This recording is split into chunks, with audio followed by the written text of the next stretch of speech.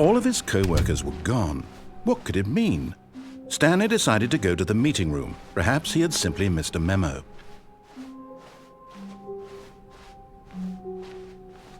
When Stanley came to a set of 2 open doors, he entered the door on his left.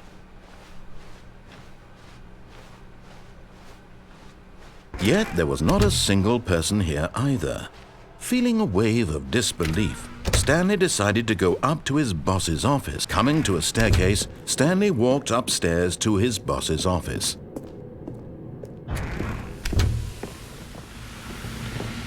Here's the door, just go.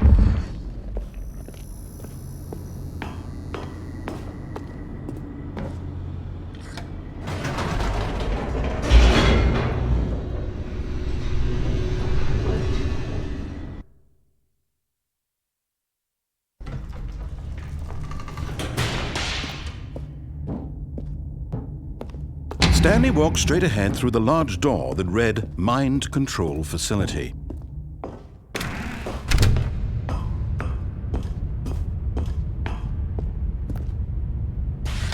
The lights rose on an enormous room packed with television screens. What horrible secret did this place hold? Stanley thought to himself. Did he have the strength to find out?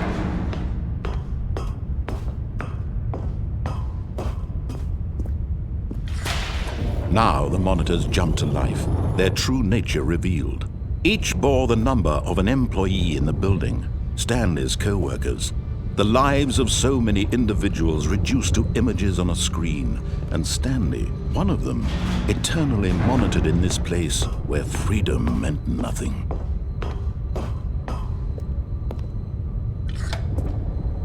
This mind control facility, it was too horrible to believe. It couldn't be true. Had Stanley really been under someone's control all this time? Was this the only reason he was happy with his boring job? That his emotions had been manipulated to accept it blindly? No, he refused to believe it. He couldn't accept it. His own life in someone else's control? Never! It was unthinkable, wasn't it? Was it even possible? Had he truly spent his entire life utterly blind to the world? But here was the proof, the heart of the operation. Controls labeled with emotions, happy or sad or content. Walking, eating, working, all of it monitored and commanded from this very place. And as the cold reality of his past began to sink in, Stanley decided that this machinery would never again exert its terrible power over another human life. Oh, Stanley, you didn't just activate the controls, did you? After they kept you enslaved all these years, you go and you try to take control of the machine for yourself. Is that what you wanted? Control? Oh, Stanley, I applaud your effort, I really do. But you need to understand, there's only so much that machine can do. You were supposed to let it go, turn the controls off, and leave. If you want to throw my story off track, you're going to have to do much better than that. I'm afraid you don't have nearly the power you think you do. For example, and I believe you'll find this pertinent, Stanley suddenly realized he had just initiated the network's emergency detonation system. In the event that this machine is activated without proper DNA identification, nuclear detonators are said to explode, eliminating the entire complex. How long until detonation then?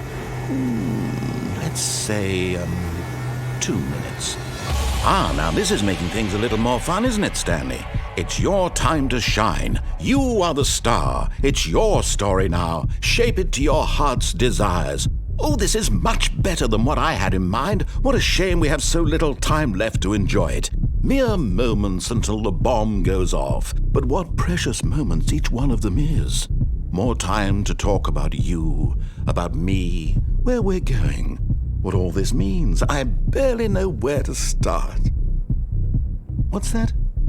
You'd like to know where your co-workers are? A moment of solace before you're obliterated? All right, I'm in a good mood. You're gonna die anyway. I'll tell you exactly what happened to them. I erased them. I turned off the machine. I set you free. Of course, that was merely in this instance of the story. Sometimes when I tell it, I simply let you sit there in your office forever, pushing buttons endlessly and then dying alone. Other times, I let the office sink into the ground, swallowing everyone inside, or I let it burn to a crisp. I have to say this, though, this version of events has been rather amusing. Watching you try to make sense of everything and take back the control wrested away from you, it's quite rich. I almost hate to see it go. But I'm sure whatever I come up with on the next go-around will be even better. My goodness, only 34 seconds left. But I'm enjoying this so much. You know what? To hell with it. I'm going to put some extra time on the clock, why not? These are precious additional seconds, Stanley. Time doesn't grow on trees. Oh dear me, what's the matter, Stanley? Is it that you have no idea where you're going or what you're supposed to be doing right now? Or did you just assume when you saw that timer that something in this room was capable of turning it off? I mean, look at you. Running from button to button, screen to screen, clicking on every little thing in this room. These numbered buttons, no, these colored ones, or maybe this big red button, or this door. Everything, anything, something here will save me. Why would you think that, Stanley? That this video game can be beaten? Won? Solved? Do you have any idea what your purpose in this place is? Stanley, you're in for quite a disappointment. But here's a spoiler for you. That timer isn't a catalyst to keep the action moving along.